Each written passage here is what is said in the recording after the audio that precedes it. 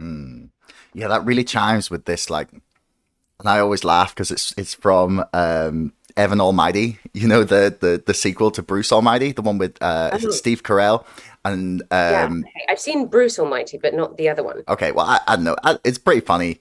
It's got Steve Carell and the girl who plays Lorelai in Gilmore Girls. I don't know what her name is.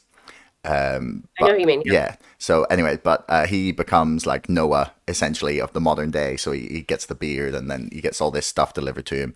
And at the end, God, like Morgan Freeman comes up to him and he says, like, how do you change the world? It's like Mm. one act of random kindness at a time, and then it spells out arc in this beautiful little end to the film.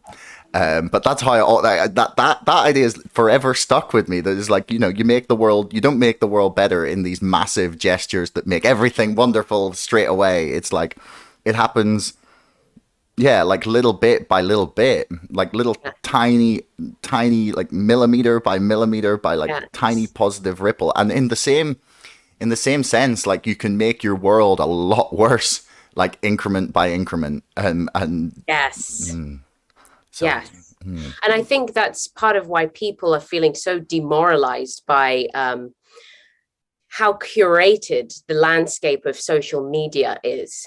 You know, you've got all these people with apparently perfect lives and they just don't ever do anything wrong and they say all the right things and they've got all the right opinions and they look just immaculate and it's like I could never be that. You know, people feel like I could never be that.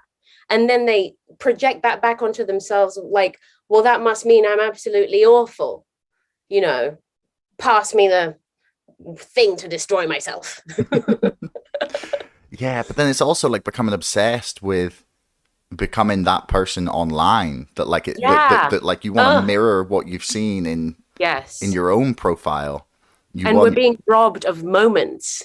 You know, people cannot enjoy a meal without having to get out their phone. They can't enjoy, you know, and it's not just robbing you of a moment, it's now robbing you of a memory.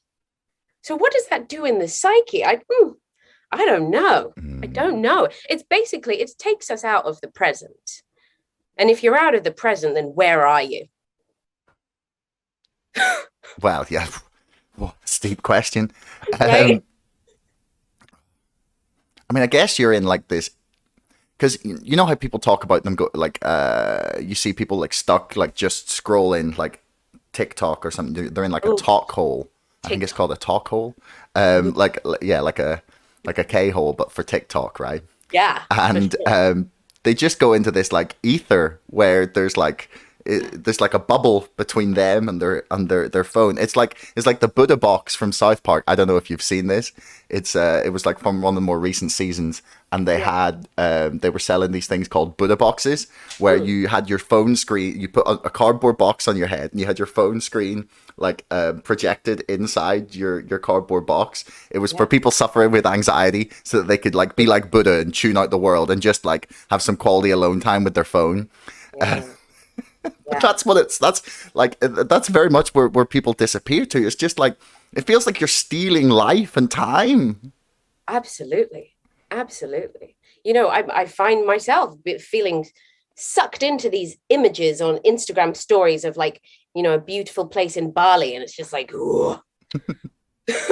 So honestly, I try not to look. Like I put my own stuff out there and interact with people who send me really beautiful questions, but I try not to observe too much of other people's content. I've got maybe one or two people that I look at, but Hmm. yeah. Have you thought about ditching it all?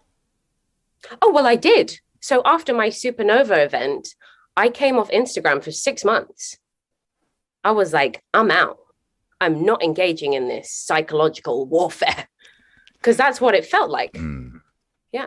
Yeah, Yeah. that's very much what it can feel like Yeah. at times. But like, so what brought you back? Like, what made you like reverse the decision? Well, I felt strong and healthy and ready to contribute my perspective. And I'd done enough work on my internal world to not feel guilty around the message that I was putting out. You know, I got clear. My channel got nice and clear. I mean, you know, no one's perfect, but I I was able to integrate various elements of my personality into a voice that made sense to me, you know. Mm. Because I'm like, you know, as I said to Hotep, like people have called me like deep and weird and crazy and like, what is this? What is this? And so I've had to really accept the various elements of myself. So I sort of went on a journey through, you know, being an actress to doing some writing, and then to last year doing a bit of stand-up comedy. You know, I've done music. I've just explored different avenues on my way to having a voice, to creating a voice and understanding my voice. And now I feel in a good position to sort of test the waters, test the waters. Mm. What's going on? Yeah. That's funny. The way you describe that, crazy, weird, and what is this? That's like basically the criteria I go for podcast guests. So it's like nice to know you fit in there. Good. So like when you say like you felt ready to share your perspective, like what do you mean your perspective? Like on what? What is the thing that you feel you need to share a perspective on? Gosh. You know, I'm interested in so many areas, and I've got to tread carefully because I like to do as much research as I can. But I think what really piqued my interest and energy was the movement around this global awakening to the realities of how racism affects the lives of Black people, um, in the sort of in the West Mm.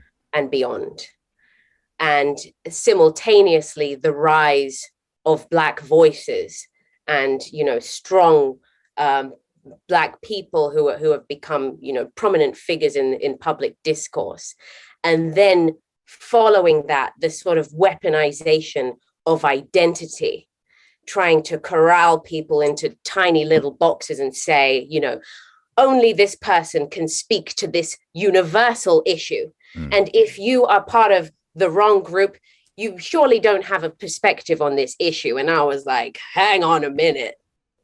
There's something up with that. Let's have a look at that. Because that's going to damage all of us.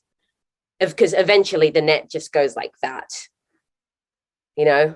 And unfortunately, you know, people are just being, they're voluntarily putting themselves into these characters, you know?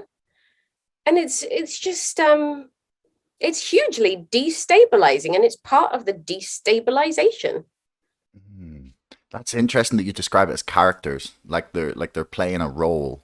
Is Mm. really because like sometimes I do wonder is like because my opinions on things like okay like I have like my set opinions, but then like sometimes it'll depend on what day you catch me as to what exactly I think about something. Yes. And then Right. my opinions are all over the show in Yeah. terms of like you can't like easily define me as like even just like left or right because like I Yes. have Right. some like Totally. Yeah. very like strangely like seemingly apparently incompatible opinions. Yeah. But like I think all humans do, right? But Yes. then like you see these people like presented on social media that as you put it earlier, they always have the right opinions with their, you know, like sexy blue check mark. And Where's mine? yeah. Instagram. So like do you think that these people are like consciously and actively curating this persona online? Or Mm. do you think they're simply being swept up by what seems like the thing to say? Yeah. Well, one thing that came up with on the Hotep Jesus interview was this concept of the reward structure built into Mm-hmm. identity expression. And so people are recognizing what stories they're being rewarded for, Mm-hmm. you know, what aspect of themselves they're being rewarded for. And they're just going with it. It's like people like to hear about this trauma in my life. Okay, let's talk about it. And it's like, well, that's good if you've integrated that experience for yourself and you're shining a light on something. But for me personally, it's unsustainable. It's unsustainable to sit in a story of trauma. Thanks for making it all the way to the end of the video. Don't forget to like, share, subscribe, and leave a comment for us in the comments below. Let me know what you thought and if you'd like to see more of this from the show. Thank you, and we'll see you again next time.